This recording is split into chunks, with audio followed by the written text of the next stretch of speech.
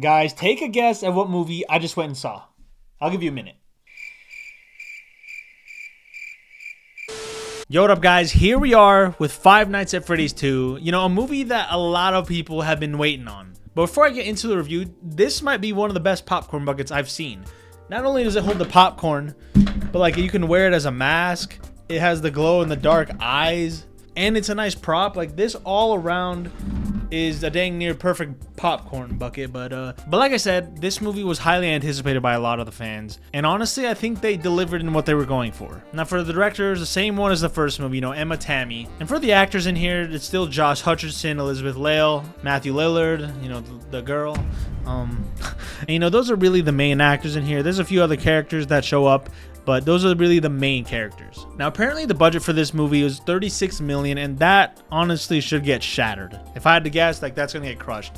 Not like Zootopia, which, talk about glazing a movie, that is breaking records like crazy, but I think this movie will do really good. The fact that it's PG-13 and it's only an hour and 44 minutes long, I think it's gonna really help the movie.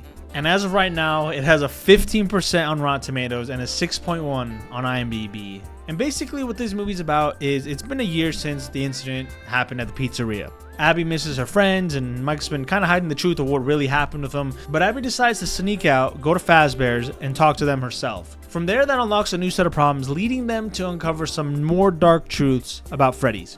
And like I said, I was looking forward to this movie. I was anticipating it. I wanted to see if it could be better than the first one, because in my opinion, the first one was a little lackluster. I thought the first half was going good, and the second half, I mean, building a fort, what are we doing? But I think this one really toned it down. They really went for that scary atmosphere tone, along with a lot of Easter eggs that fans would enjoy. And so in my opinion, I think this movie is better than the first one. And honestly, I think this is a pretty solid movie, especially if you're a fan of the franchise. So I'll be giving you some pros and cons, some things I liked and didn't like about the movie. And the first thing I'll say is this movie was made for the fans. You know, that's why it has a 15% on Rotten Tomatoes, because there's a lot of Easter eggs and stuff in here, characters in here, people who showed up you didn't expect or whatnot, a bunch of Easter eggs from the games, stuff like that. It just all makes it fun. Like, it's fun seeing things that you know come to life in a movie. And even the tone in here, they spent a lot, if not most of the movie in that pizzeria, like in that restaurant, where the animatronics are like lurking and stuff, and there's noises and trying to do jump scares and stuff like that. So that dynamic, that switch, focusing more on that kind of tone, I think was a good job by them and a good decision, especially if you have kids going, right? You want to try and scare them. There was a scene in my theater where people were literally like, something popped up and they're like, oh, did you see that? I was sitting there like, the frick? And with that, the kills in here, they were pretty good, right? For being PG-13, like, there were some stuff, imagery, sound effects, and some kills that were just kind of rough, like, be a sad way to go out.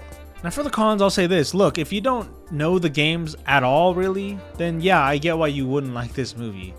Kids trapped in these animatronics, kid souls, like, I get if you don't like this movie. I think that's why it's getting such negative reviews, or one of the reasons, right? Another thing would be the plot conveniences. There's times in here where the animatronics can just like take someone out, but right at the last second, something happens and they lose their attention. Or there's an animatronic which is, you know, going through a house or whatnot, somehow super quiet, able to sneak up, but when it's walking through the restaurant, it's doosh, doosh, doosh. Anyways, when they get to the people, you know, some people are actually trying to run from them.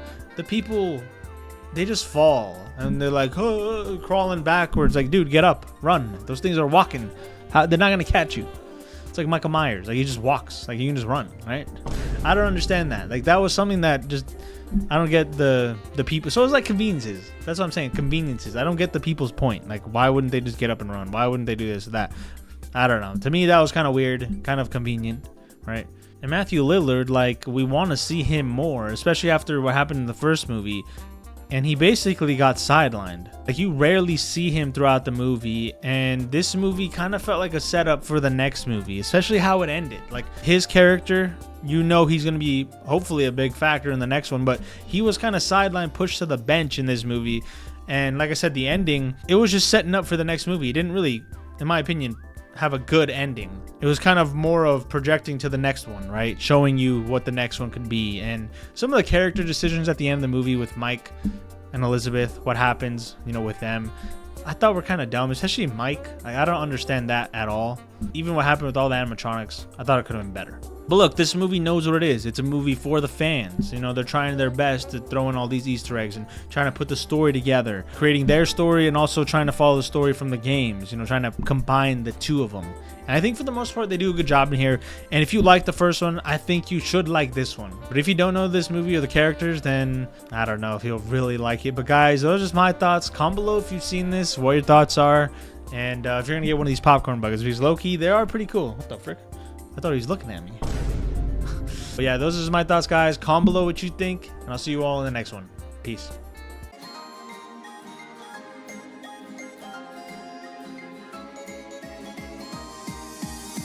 Can't wait to meet you. So join the animatronic family. We open real soon.